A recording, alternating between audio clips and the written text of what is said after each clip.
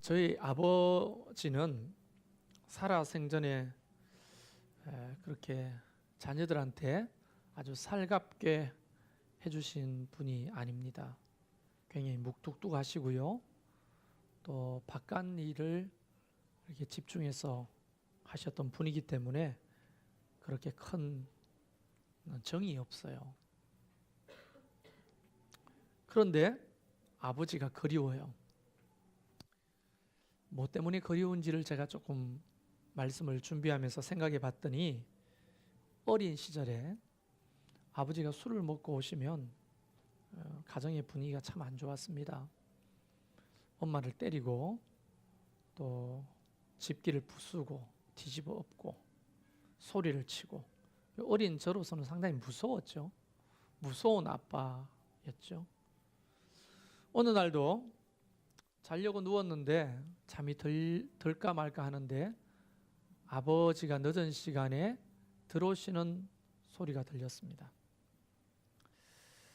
대문에서부터 큰 소리로 우리 누나의 이름을 불렀어요. 아버지가 술 취했다는 증거입니다. 그래서 저는 눈을 꼭 감고 자는 척을 했어요. 근데 아버지가 우리 방 문을 휙 여는데 찬바람이 방 안으로 들어오면서 술 냄새가 휙 풍기는데 눈을 탁 지그시 감고 자는 척을 했어요. 무서우니까. 근데 아버지가 뚜벅뚜벅 머리맡으로 걸어오시더니 제 이불을 목까지 이렇게 덮어주시고 입에서 홍시내가 나는 거예요. 그리고 머리를 한번 쓱 쓰다듬고 가시는 거예요. 근데 그 접촉이, 아버지가 늘 두들겨 패고 나를 때리고 엄마를 못살게 굴고 공포 분위기를 조성하는 아주 안 좋은 아빠였지만 아버지를 그립게 만드는 굉장히 중요한 접촉이라는 것을 제가 기억하게 됐어요. 엄마의 따스한 손길은 추억이 많습니다만은 아빠의 따스한 손길을 잘 추억할 수가 없어요. 그 만지심이라고 하는 건, 만짐, 접촉이라고 하는 것은 사람들로 하여금 엄청난 힘을 얻게 합니다. 지금도 아버지가 그리운데 어떤 아버지가 그리우냐? 그때 이불을 덮어주고 내 머리를 한번 석 쓰다듬고 가셨던 아버지의 손길이 아버지를 추억하게 만드는 거예요. 보고 싶게 만드는 거예요. 그때 저는 목까지 덮은 이불을 아버지가 나가신 다음에 머리까지 뒤집어 쓰고 한참을 울었습니다. 아버지가 이런 부분이 있으시구나. 근데요, 그게 내가 자라는 동안에 아버지의 부정적인 경험과 감정들 너무 많은데 그 상황 속에서도 아버지를 그리워하고 추억하게 만드는 자원이 되는 거예요. 그 한 번의 만짐이. 놀랍지 않아요? 부드러운 접촉은 우리 몸의 호르몬을 만들어내는데 대표적으로 나오는 호르몬이 옥시토신이라고 하는 호르몬입니다. 스위스 치료의 대학의 에런스톤 페르 교수님이, 그 팀이 이것을 연구했더니 이 옥시토신이 분비되면 사람으로 하여금 신뢰감을 갖게 한다는 거예요. 그래서 옥시토신 호르몬을 코에 뿌리는 실험을 했는데 대부분 사람들이 상대방을 신뢰하게 되는 것이 높아졌다는 거예요. 이게 그냥 일반 잡지가 아니라 네이처라고 하는 과학 잡지에 굉장히 권위 있는 잡지죠. 실렸습니다. 터치는 옥시토신을 분비시키고 이 옥시토신은 상대방을 신뢰하게 만드는 믿음의 물질이라는 거예요. 아버지가 수없이 우리를 때리고 괴롭혔지만 아버지의 그 만짐 한 번에 의해서 저는 한쪽의 아버지를 그리워하고 믿고 신뢰하게 되는 거예요. 얼마나 강력합니까? 2월달 주제가 하나님의 만지심입니다. 터치. 이 접촉은 굉장히 속도가 빠릅니다. 우리 소위 촉각이라고 하죠. 촉각. 이 촉각은 고속 신경 조직망을 통해서 초속 60m로 뇌에 전달된다고 합니다. 이게 스웨덴 살거렌스카 대학병원에서 실험을 했는데요. 한 초속 60m로 그 촉각이 뇌에 전달된대요. 그러면서 뭐가? 옥시토신이 분비되는 거예요. 접촉은 이렇게 과학적으로도 증명된 강력한 행위입니다. 그래서 위협을 당하거나 또는 무서움이 닥칠 때, 인생의 위기를 경험했을 때 사람들은 누구나 다 믿음이 생기기를 바라잖아요. 어떤 대상을 두고. 그래서 불안정한 상태에서는 본능적으로 어떤 애착 행동을 3가지를 한대요. 사람은.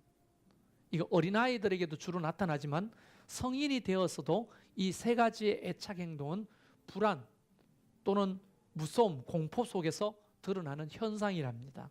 첫 번째는 뭐냐? 애착 대상 가까이 있으려고 애쓰기.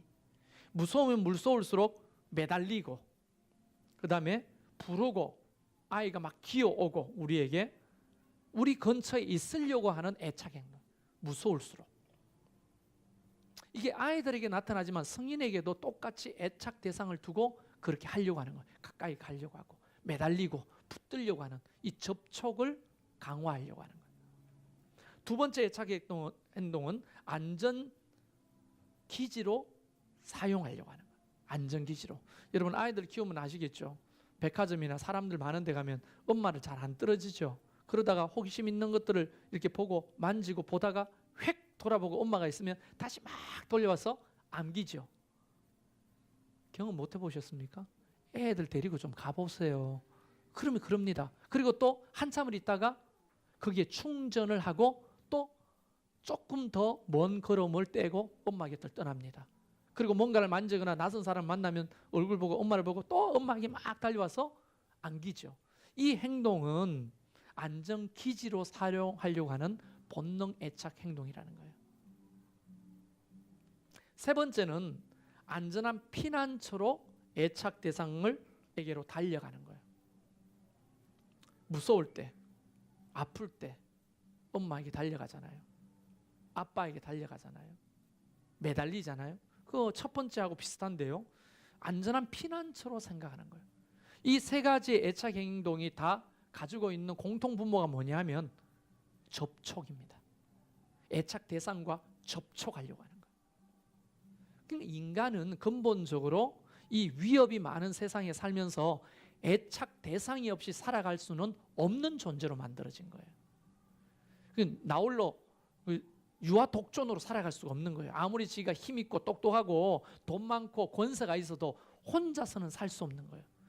누군가의 접촉이 필요한 존재로 하나님이 우리를 창조하셨다는 거예요. 그럼 우리가 떠올려 봅니다. 누가 나에게 그렇게 애착 대상이 되지? 누가 나를 그렇게 터치하고 접촉해 줬지? 내가 옥시토신이 분비되도록 누가 나를 이렇게 부드러운 손길로 격려하고 위로해주고 안아줬지? 생각해보면 상당히 빈약할 때가 많아요. 성인이 되면 될수록. 근데 여기서 조금 뒤집어서 생각해보자는 거죠. 우리는 그리스도인이잖아요. 그런 손길이 필요한 존재이지만 또한 누군가에게 그런 필요의 존재가 될 수는 있잖아요. 내가 그런 사람들을 부를 수는 없어도 내가 그 사람이 되어 다가갈 수는 있잖아요. 그래서 제일 먼저 접촉 대상은 누구여야 합니까? 어쩌면 여러분의 아들, 딸이 여러분을 애착 대상으로 생각하고 끊임없이 그 사랑의 접촉을 갈구하고 있을 수도 있어요. 그런데 우리는 그 접촉을 너무 인색한 거예요. 여러분의 아내와 남편이 그 애착 대상으로 여러분을 두고 여러분의 손길을 기다리고 있는데 우리는 여러 가지 감정적인 이유로 접촉을 포기합니다. 가족끼리 이러는 거 아니야.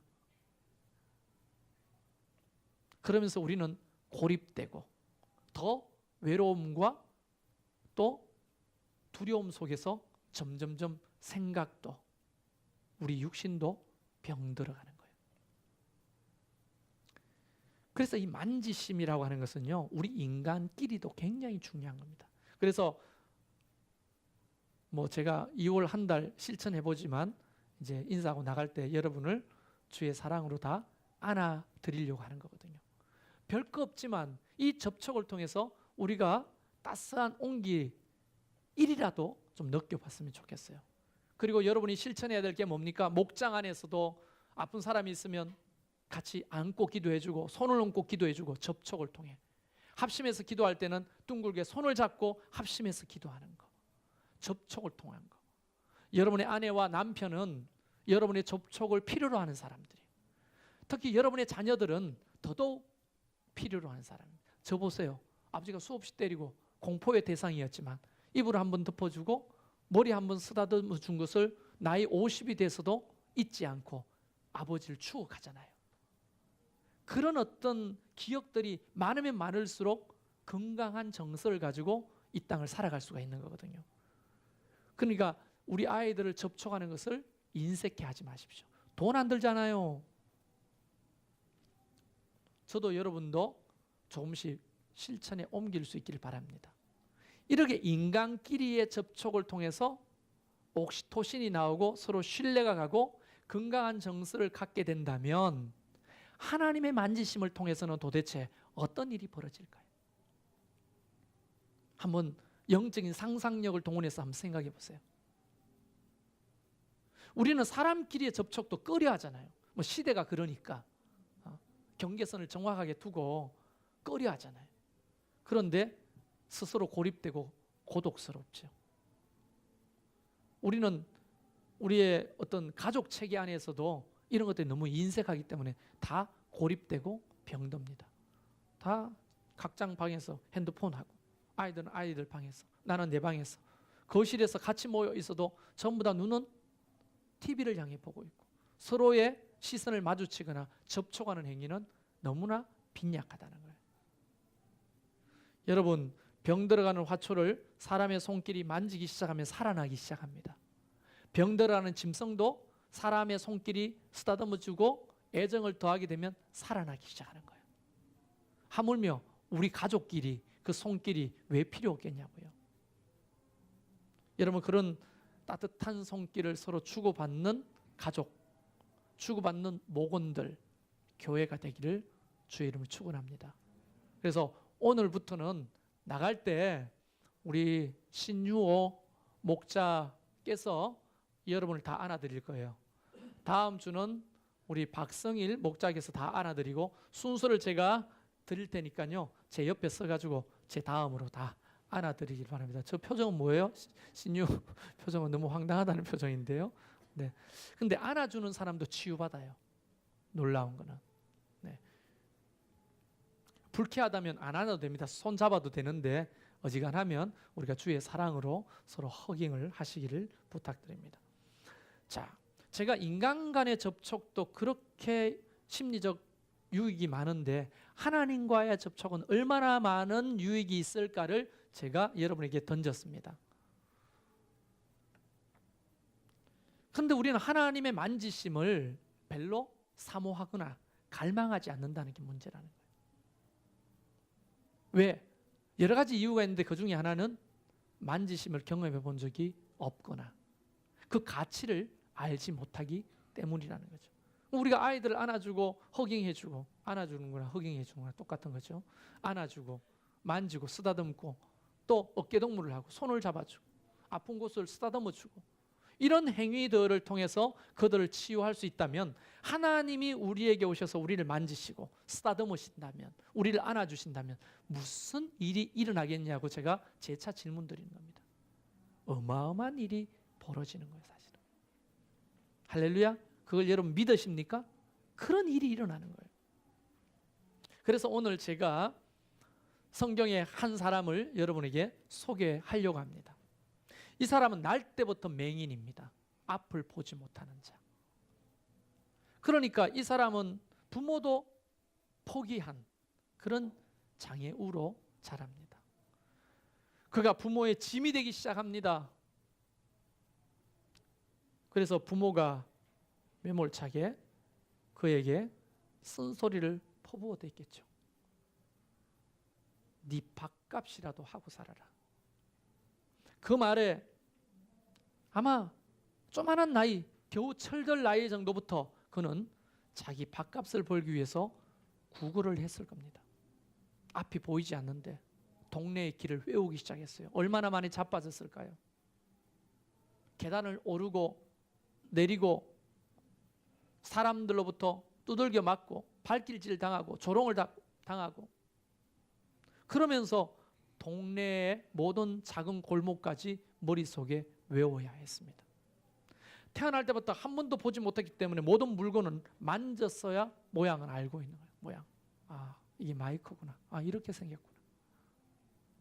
그들은 청각과 촉각이 발달했기 때문에 모든 것을 만져봐야만 모양을 압니다. 얼마나 고달프고 힘든 삶이었겠어요. 사람들이 가장 많이 왕래하는 자리를 정하고 그곳에서 구걸하기 시작했습니다. 몇 년이나 구걸했을까요? 아마 던져주는 동전으로는 빵 하나로도 살 수 없을 때가 많았을 거예요. 배고팠을 겁니다. 힘들었을 겁니다. 내가 왜 이렇게 살지? 왜 이렇게 살아야 되지? 수많은 삶을 포기하고자 하는 절망도 들었을 거예요. 여러분 그거 아세요? 우리 몸은요 상처를 저장하는 저장소라고 해요. 몸은. 그래서 많은 상처가 있으면 있을수록 그게 어떻게 드러납니까? 병으로 드러나는 거예요. 가능성이 높다는 거예요. 여러분 부부지간에 싸웠다. 그럼 드러눕는 사람들 많죠? 몸이 아프고. 왜냐하면 그 상처가 몸으로 드러나는 거예요. 왜? 몸이 그 상처를 저장하는 공간이니까. 그러니까 상처를 저장하고 있는 이 몸을 따스한 사랑의 손길로 터치하고 만지는 것은요 상당히 중요한 치료 행위입니다. 그래서 예수님께서도 대부분 만지셔서 치료하실 때가 많고요. 바울도 우리에게 권면하기를 손을 얹은즉 나으니라. 장로들을 불러서 아픈 자들에게 손을 얹고 기도하라. 기름을 바르면서 기도하라. 다 터치, 접촉이 포함되어 있는 거거든요. 왜냐하면 몸은 상처를 저장하는 장소이기 때문에 터치가 굉장히 중요한 겁니다. 이 사람도 접촉이 필요한 사람이지만 아무도 그를 만지려 하지 않습니다. 우선 더러워 냄새가 나고. 여러분 날 때부터 소경이 사람들은요 뭐 의학적으로는 정확하지는 않지만 제가 본 날 때부터 소경은요 대부분 안구 자체가 함몰돼 있어요. 눈을 뜨지 못하는 사람들, 눈 뜨면서 안 보이는 것을 우리는 좀 속된 말로 당달봉사라고 하잖아요. 눈 뜨면서 안 보이는 이렇게. 그 사람은 날 때부터 소경이었으니 안구 자체가 아마 함몰돼 있었을 거예요. 흉측스러웠을 거예요. 보는 것이. 한 번도 눈을 떠본 적이 없으니까. 누가 그를 만지려 하겠습니까? 누가 그를 안아주려 하겠습니까? 그런데 그러던 어느 날 한참을 사람들 앞에 한 푼 줍쇼, 한 푼 줍쇼 구호를 하고 있는데 많은 사람들이 웅성거리고 그 사람 앞으로 다가옵니다. 사람들이 지나가는 소리만 들리면 그는 더 큰 소리로 한 푼 달라고, 한 푼 달라고 아마 소리를 쳤을 거예요. 최대한 불쌍하게 보였을 거예요. 예수님의 일행이 지나가다가 제자들이 이렇게 묻습니다. 선생님, 이 맹인은 왜 맹인입니까? 자기의 죄 때문입니까? 아니면 부모의 죄 때문입니까? 여러분 정말 참 어처구니가 없죠. 이 제자들의 사고방식 자체가 미안합니다. 이런 말을 토 나와요. 이런 사고방식을 가지고 예수님을 따른다고 했으니 우리도 소망이 있는 거예요. 진짜. 우리는 그 개들보다 100번 나아요. 왜냐하면 여러분 생각해 보세요. 만약 죄 때문에 소경이 됐다면 지는 죄가 없나요? 만약에 죄 때문에 병이 들고 죄 때문에 장애가 생긴다면 여러분은 왜 장애를 앓고 있지 않습니까? 죄 없는 사람 있어요 여기서? 여러분 부모님은 죄 없는 사람 있습니까? 그렇죠? 다 죄가 있는데 우리는 멀쩡하잖아요. 이거를 죄 때문에 병이 걸렸고 장애가 있다고 사고하는 사고방식 자체가 너무나 정말 잘못된 사고방식이라는 거예요. 그런데 예수님이 그런 어처구니없는 질문에 명쾌하게 답을 합니다. 그 사람의 죄도 아니고 부모의 죄도 아니요, 이 사람이 눈먼 것은 오늘 성경에 뭐라고 되어 있습니까? 하나님의 하시는 일을 나타내고자 함이라. 하나님이 하시는 일을 나타내고자 눈이 멀었다. 이전의 사고방식으로는 이해할 수 없는 답변을 들었습니다. 그러시고는 그에게 다가가십니다. 그리고 말을 이렇게 이어갑니다. 때가 아직 낮음에 나를 보내신 이의 일을 우리가 하여야 할 것이다. 자기가 빛이라는 거예요.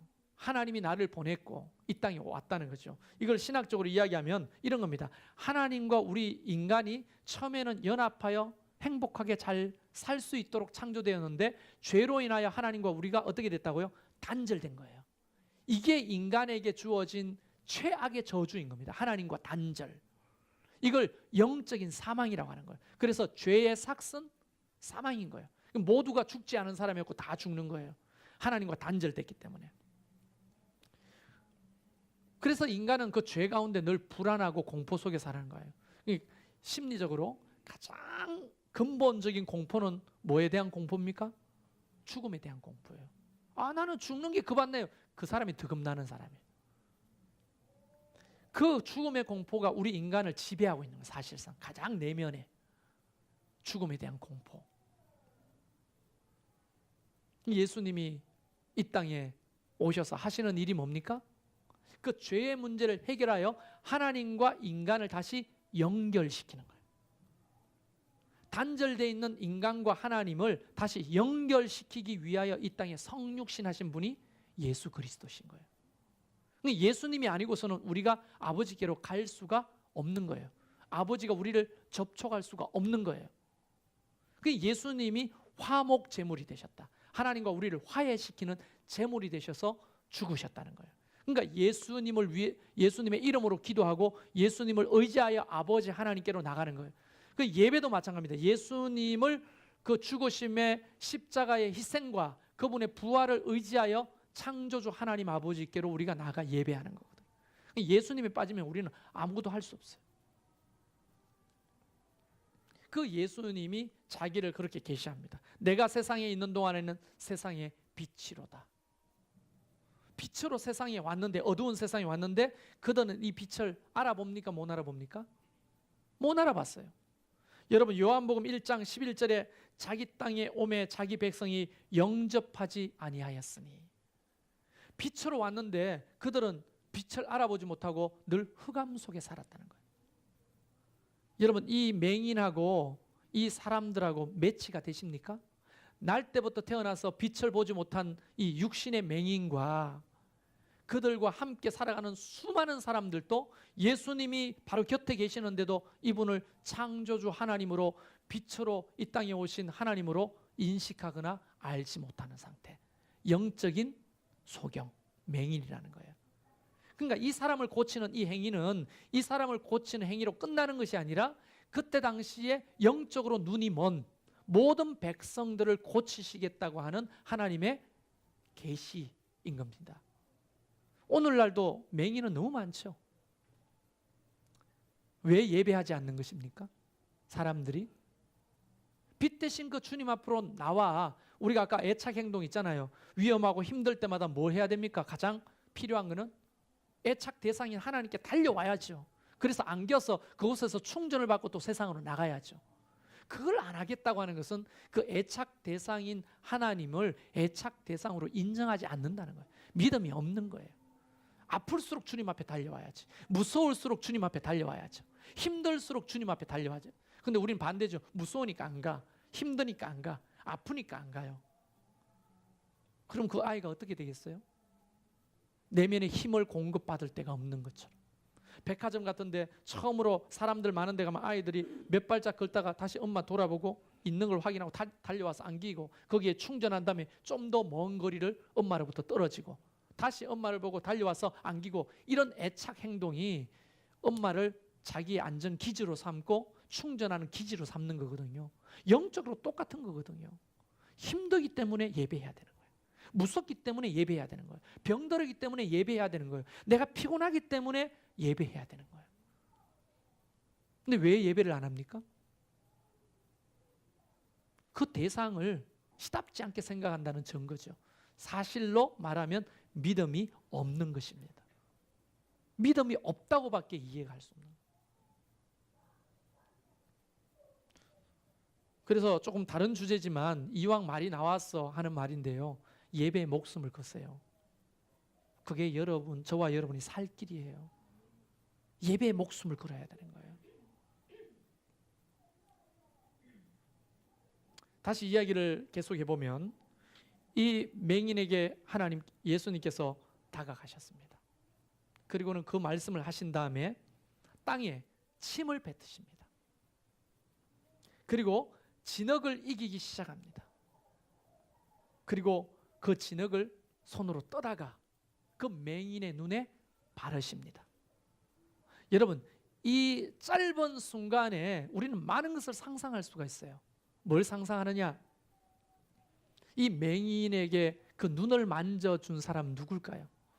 어릴 적 엄마 아버지 외에 그 함몰되어 있는 흉측한 눈을 누가 만져주었겠어요? 불쌍하다. 또는 아이들은 무섭다, 괴물이다 하며 돌을 던지고 나무 짝대기로 두들겨 패기 일쑤죠.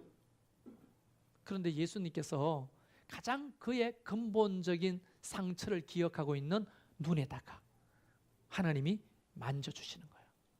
그것도 침으로 진흙을 이겨서. 여러분, 이 침으로 진흙을 이겨서 발라주신다고 하는 이 의미를 조금 더 영적으로 해석하자면 이런 겁니다. 우리 인간을 창조하신 분이 하나님이시죠. 뭘로 창조하셨어요? 흙으로 창조하셨죠. 창세기 2장에 가면 바로 하나님께서 인간을, 다른 만물은 다 말씀으로 창조하셨는데 인간만은 흙으로 창조하셨어요. 흙으로 빚으셨다고 했어요. 그리고 그 입에서 루카흐, 생기를 불어넣어, 그 코로 생기를 불어넣었다고 했죠. 여러분, 예수님이 지금 그 맹인 앞에서 침을 뱉어서 진흙을 이겨서 그 눈에 바르는 행위는 창조주 하나님으로서 그의 병들고 삐뚤어지고 결핍되어 있는 것을 재창조해 주는 리크리에이션, 재창조적 행위라는 거예요.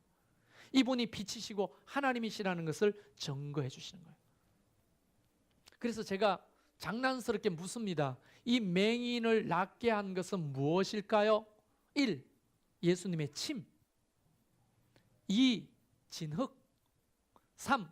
씻고 온 실로암 물. 무엇이 효용이 있었을까요?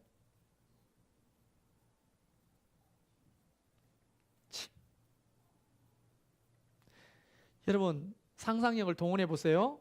그 맹인은요, 귀가 굉장히 발달되어 있습니다. 청각이. 침을 뱉었습니다.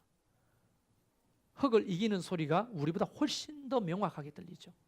여러분, 맹인들은요, 소리가 소리로 들리지 않고 영상으로 다가오거든요. 이게 소통하는 방식이거든요. 왜냐하면 박쥐하고 비슷하대요. 박쥐가 굉장히 시력이 약하거든요. 그런데도 부딪히지 않고 굉장히 빠르게 날죠. 몸에서 초음파를 발산합니다. 그리고 돌아오는 것이 초음파로 돌아오는 것이 아니라 초음파가 부딪힌 형상으로 다가오는 거예요.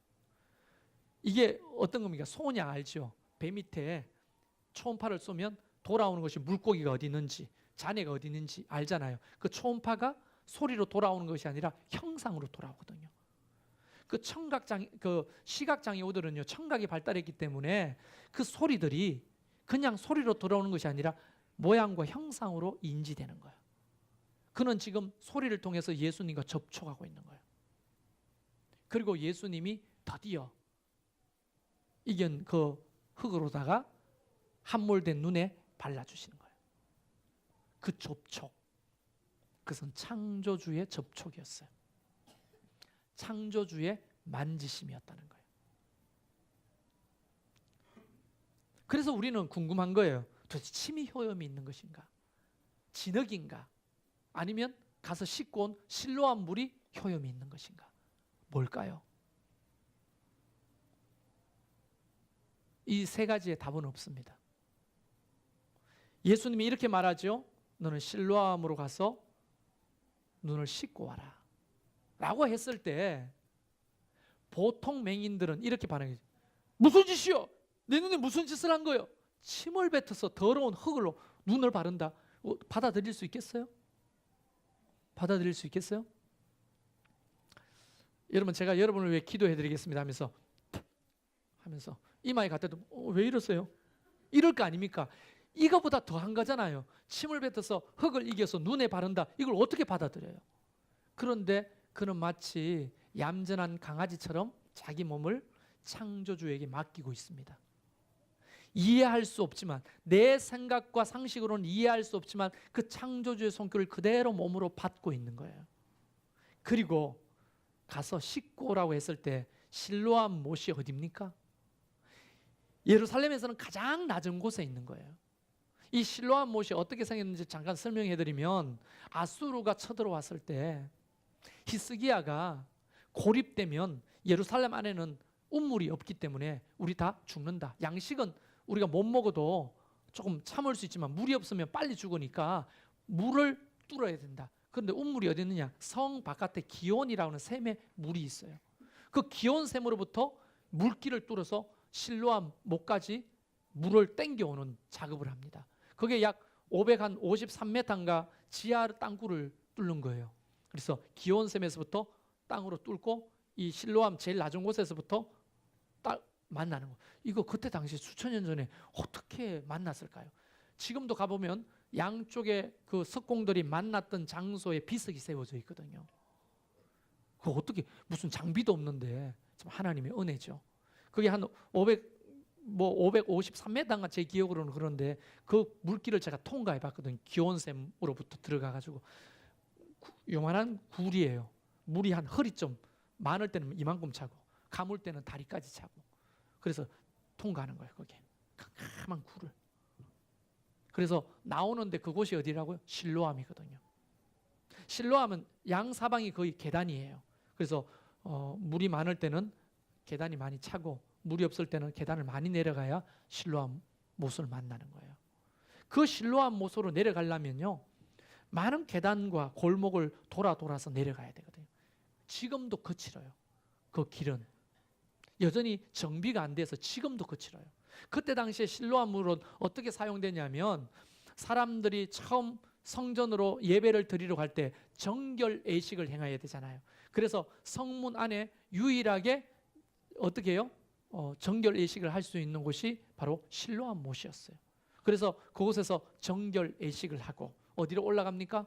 성전으로 제사를 드리려고 올라가는 거예요. 그러니까 이 맹인이 어디서 구걸을 하고 있었어요? 사람들이 빈번하게 왕래하는 실로암 성전 오가는 그 골목에서 아마 구걸을 하고 있었던 것 같아요. 그래서 실로암 못으로 내려가는데, 이 실로암 못으로 내려가는 길은 거칠고 힘들어요. 가서 씻고 오라? 이 말이 납득이나 됩니까? 안 되죠. 그런데 그 말씀을 의지하여 어떻게 해요? 내려갔다는 거예요. 그 말씀을 의지하고 믿고 내려가는 그 행위가 어디서부터 오느냐? 조금 확대 해석하면 바로 예수님의 만지심을 통해 뭐가 분비돼요? 옥시토신이 분비되고, 그 만지는 그 사람을 신뢰하게 되고 그 신뢰의 말을 믿고 내려갔다고 확대 해석할 수 있는 거예요. 어떤 의미에서는. 그래서 비틀거리면서 골목에 벽을 잡고 내려가기 시작합니다. 여러분, 아무리 익숙한 길이고 다 외우고 있는 길이라도 결코 쉬운 길이 아니었겠죠. 몇 번이나 자빠질 뻔하고 넘어질 뻔하고 사람들이 밀치고, 이 병신 새끼 어디서 이러면서 밀치지 않았겠어요? 그러면서 실로암 못가로 내려갔던 겁니다. 그리고 드디어 계단을 타고 내려가서 물을 만납니다. 그리고 그곳에서 얼굴에 발라져 있는 진흙을 씻기 시작하는데 놀라운 일이 벌어진 것이죠. 생전 처음으로 물이라고 하는 것을 눈으로 보게 됩니다. 자기 손을 눈으로 보게 됩니다. 정결 예식을 하는 사람들 눈으로 보게 됩니다. 하늘을 눈으로 보게 됩니다. 그가 눈이 떠진 거예요. 상상할 수 없던 기적이 하나님의 만지심을 통해 드러나기 시작하는 거예요. 그래서 제가 다시 질문하면, 그의 눈을 뜨게 한 것은 무엇이었을까요? 침, 흙, 실로암 물? 이것도 저것도 아닌 예수님의 접촉과 그 말씀에 의지한 그의 믿음이 그의 눈을 뜨게 한 본래의 명약이라는 거예요. 다시 그 시대 사람들 이야기로 넘어가 보면 누가 맹인입니까? 육신의 맹인만 맹인입니까? 영적인 맹인은 맹인이 아닙니까?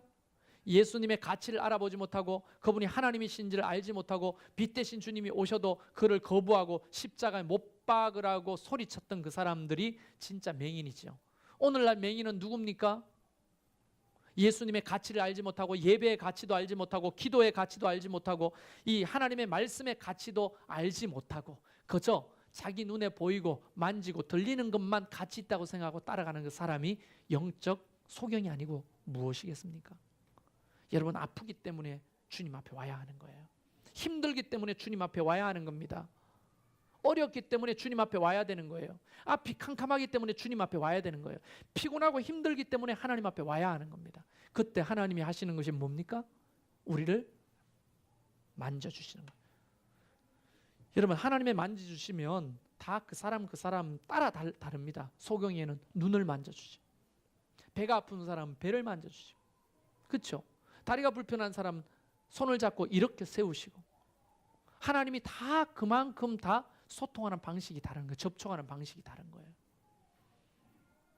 오늘 이 맹인이 주님의 만지심과 그 말씀에 의지하여 실로암으로 내려갔던 그 믿음으로 고침을 받은 것처럼 오늘 저와 여러분에게 찾아오셔서 하나님께서 만지시기를 원하시는 거예요. 할렐루야. 찬양 속에서 하나님의 만지심을 경험해야 하는, 기도 속에서 주님의 만지심을 경험해야 하는, 하나님의 말씀 가운데 주님의 만지심을 경험해야 되는. 그리고 주님이 우리에게 뭐라고 하십니까? 실로암으로 가서 씻고 오라고 말씀해요. 실로암이 어디입니까? 바로 우리의 삶의 터전이에요. 그곳으로 가서 말씀대로 순종해야 될 그 일을 포기하면 그는 눈을 뜨지 못합니다. 예배의 만지심으로 끝나는 것이 아니라 우리의 실로암인 세상으로 가서, 여러분의 가정으로, 직장으로 가서 순종해야 될 그것까지 함께 만나고 붙을 때 하나님의 만지심이 기적을 만들어내는 거예요. 할렐루야. 근데 우리 요거까지 안 되는 게 문제예요. 실로암으로 내려가는 것까지 안 되는 게 문제라는 거예요. 주님의 만지심은 예배 때마다 경험할 수 있는데 그 말씀을 의지하여 실로암으로 내려가는 것을 포기하기 때문에 기적이 안 일어나는 거예요. 오늘 저와 여러분이 실로암으로 내려가는 용기가 생기기를 주의 이름으로 축원합니다.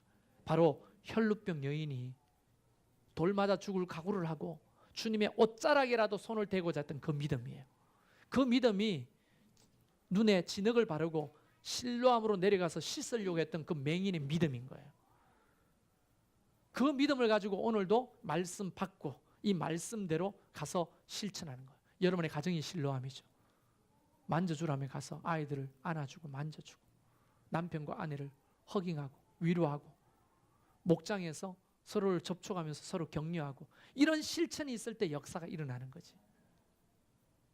그런 역사가 저와 여러분의 삶에도 이 맹인에게 드러났던 역사처럼 일어나기를 주의 이름으로 축원합니다.